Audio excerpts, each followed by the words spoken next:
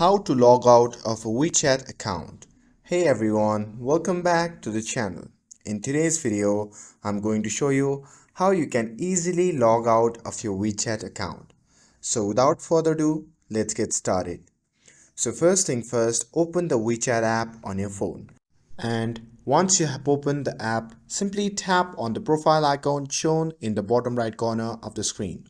And once you are in your profile section, you can see the option label settings at here. So simply tap on that.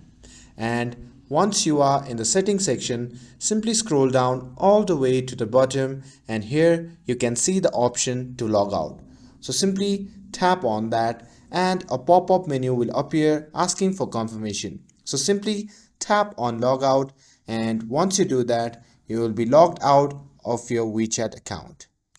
And that's all there is to it. With this, if you found this video helpful, then don't forget to like, share and subscribe to get updated for more videos.